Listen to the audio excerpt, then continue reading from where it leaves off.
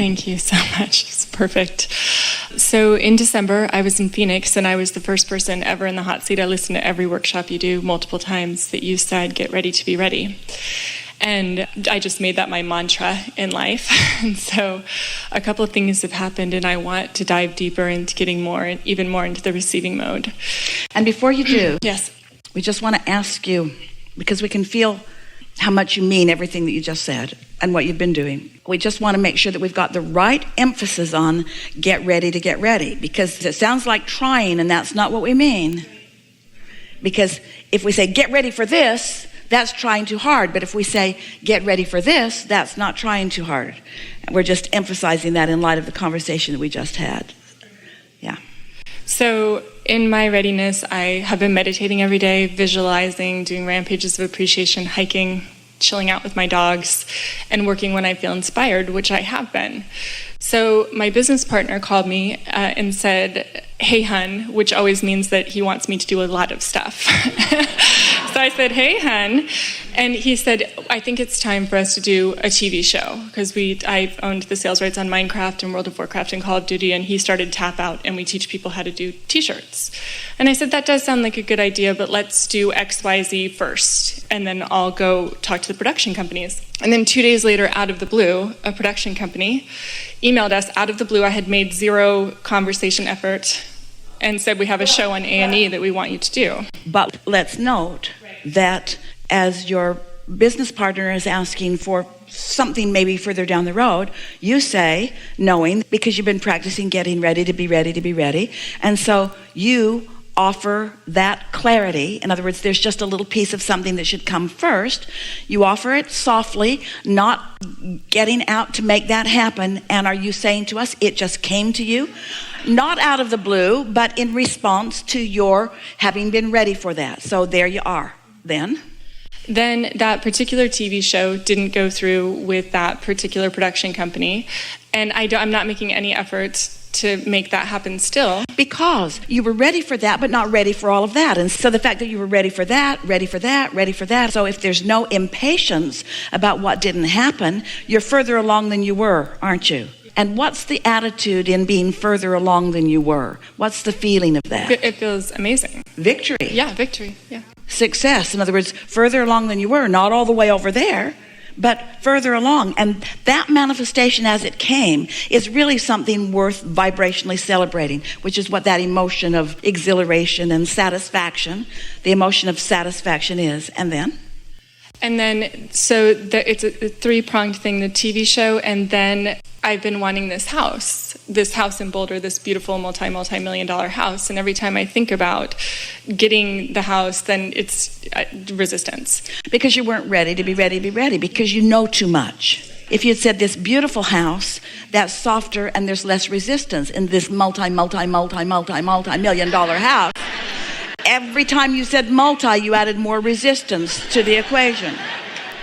So then, but what's happening manifestationally is, because I have a lot of exceedingly wealthy friends, I'm just getting invited to go all over the country. I'm staying in one of the nicest houses that exists in Seattle for the next 2 weeks. And it is a multi-million-dollar house that I don't have to write the check on every month. That's worth feeling the ownership of. That's prosperity that's come to you. And we can feel that you're working the bugs out of that resistance a little bit, because you're having the experience of it. The universe has yielded it to you. It is your experience. It is a manifestation that's happening. And if you're not splitting hairs about anything, then that can serve you in a powerful way. Yes, and is. And the same with the relationship. I had an amazing man come in, and it's just not quite the right one, but I am celebrating that, this is so nice that this came. Success. Yes. And so this getting ready to be ready is taking on a whole new meaning to you, isn't it? In other words, instead of taking score all the way out, you're happy to see that the universe is yielding what you are vibrationally equivalent to. Ooh.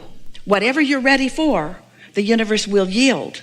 And whatever you're ready for, the universe will yield its vibrational equivalency. There's something to consider. When you achieve vibrational equivalency with what your inner being knows, then you make it all the way home on all these subjects. But meanwhile, you're making it as far as your vibrational equivalent, which gives you the emotional awareness of what you're now reaching for, yes? We're not asking you to settle. We're asking you to be happy with where you are, which isn't settling, because there's constant motion forward, isn't there? Yeah. So because I do know what I know, yes, sometimes when something doesn't manifest in the way, mostly with a relationship, I'm like, well, what am I missing here? And I don't want to turn in that direction, but I do. Well, we do for a moment, because I do know what I know, and we want to say, but there must be something that you do not know. You must think you know something that you don't know. And this is the thing that we're just having this conversation for the first time ever about. Your inner being knows everything that you're asking for. And you think you know it, but you don't really know it until you're vibrating it. Can you follow that? Until you're really vibrationally equivalent, until you have really allowed the universe to yield it to you in its fullness, you don't really know it. So are we saying it takes the full manifestation to really know it? Well, no, because that means you'd have to be there and already have, that would mean you'd already have to live in a multi-million-dollar house in order to attract another multi-million-dollar house, and that is not the case at all. So the piece that you're not quite knowing came in the words, the evidence of it came in the words, maybe you didn't say the words, maybe you just offered the vibration of it. When you're taking score, what has come in the form of a relationship isn't everything that you wanted. And it's that awareness that there are missing pieces that is keeping you vibrationally equivalent to the absence of what you want instead of to the presence of what you want. Are you following us? She's been listening to us for a long while, and this is really leading edge conversation that we're having here. And the thing that we really want you to hear is, again, what we're talking about is being able to divert your attention from what is and put your attention upon what is wanted.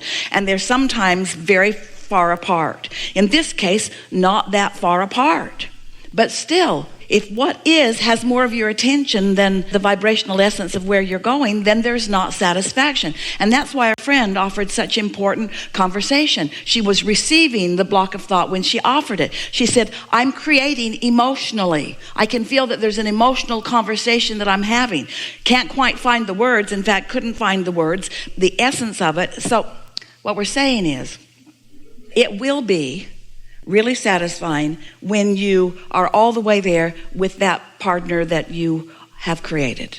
That will be really satisfying.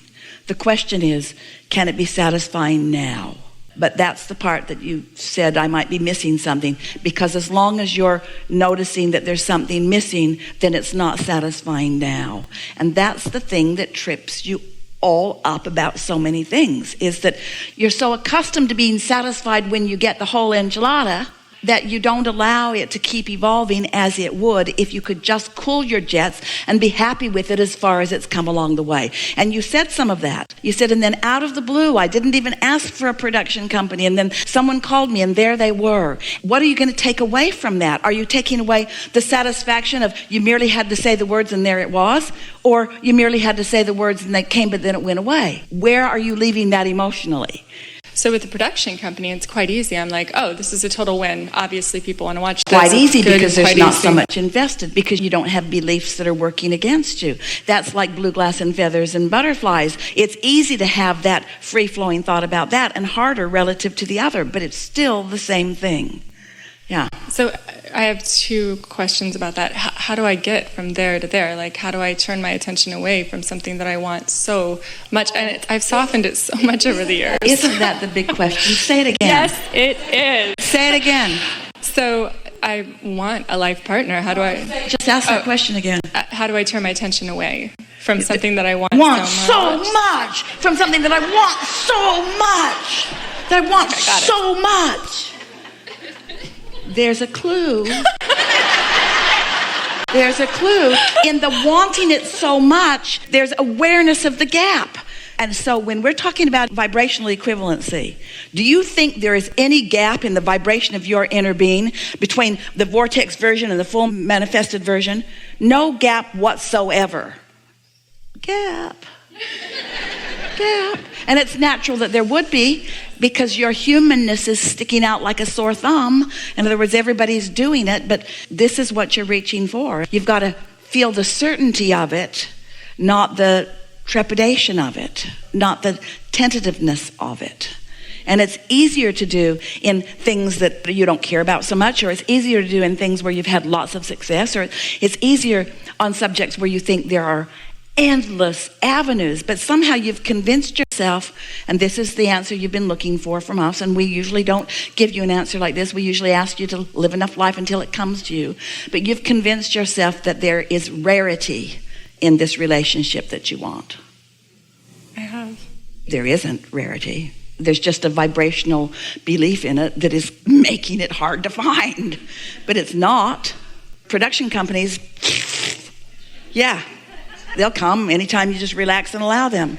Almost everything comes to you as soon as you relax and allow it. Not that. That's rare. Perhaps non-existent.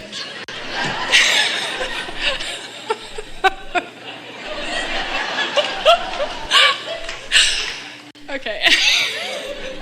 I do have one other question. Well, that's an important discussion to have. So how do you work your way out of that? You don't work your way out of that. You have to let the universe prove to you the existence of something you don't believe in. You have to let the universe prove to you the existence of something you don't believe in. You can't. The universe cannot prove to you the existence of something that you don't believe in. It can't happen. It can't happen because those two competing forces are going on within you. So you either have to distract yourself and stay off that subject altogether, or you have to soften that. But that's the thing. You see, you've thought so much about it. That's why these two conversations were important to have together. You've thought so much about it. This is that effort factor that we're wanting you all to kind of water down a little bit and try a little less hard and expect a little more. Yeah. So sometimes, because I have been listening to you for years and years, and I have wanted a relationship for years and years. Yeah. So then it doubts my ability to actually create it. So how do I move through that? By hearing these words that you've heard us say so many times. What is doesn't mean diddly squat, and neither does what has been. But if what is occupies enough of your attention that you keep perpetuating it, then it keeps changing to more of the same. Things are always changing to more of the same. So our friend asked it at the first question today, how do you change a belief when reality is proving your belief wrong or your belief right? How do you change a belief when what you believe keeps showing itself to you? Well, you've got to accept something beyond the physical reality. That's why we are so smug about what we bring to the party. And almost everyone stands there. What is so easy to believe because there are so many facts swirling all around it. What is so easy to believe. And we say, yeah, but there's something else that you could believe in, a vortex. And you say what? A vortex? What's that? Well, that's a vibrational version. Well, I've never thought about that before. Well, it's time that you start thinking about it. Well, okay, I'll think about the vortex version. Where is it? And we say, over there. And you say, I can't see it. We say, therein lies your problem. I can't see it, and I can't hear it, and I can't smell it, and I can't taste it, and I can't touch it. This I can. So it's a lot easier to believe in what is than in what isn't. And we say, that's the thing that we want you to understand. Don't say that the vibrational version is that which isn't. Because it is. But emotions are going to take you to it. You've got to feel your way to it. You have to feel it and trust it. You have to know it. You have to be satisfied with the feeling of it and not need the full-blown manifestation, which you're getting really, really good at as you're getting ready to be ready to be ready to be ready. So it's like saying, all right, well, I'm willing to wait for a lot of things, just not that. I've waited too long. I'm tired of waiting for that. I don't want to wait for that anymore. And we say, then you can't get there. Not only do you have to wait, you got to be satisfied while you wait. Oh, Abraham, now you've gone way too far. The other day, Esther was with someone. They were doing something. And the people they were doing it with were so not good at what they were doing. And the woman kept saying to them, thank you for your patience. And finally Esther said, you must be talking about somebody else. We are not patient. Finally, Esther said, give me a break. You guys need to get your act together. Do you know how much time has been, Clearly, they weren't ready to be ready, and Esther wanted to give them all the responsibility for it. But she was not feeling patience, and when you're not feeling patience, it couldn't get better. The reality was that they were inept, and their computer systems were too.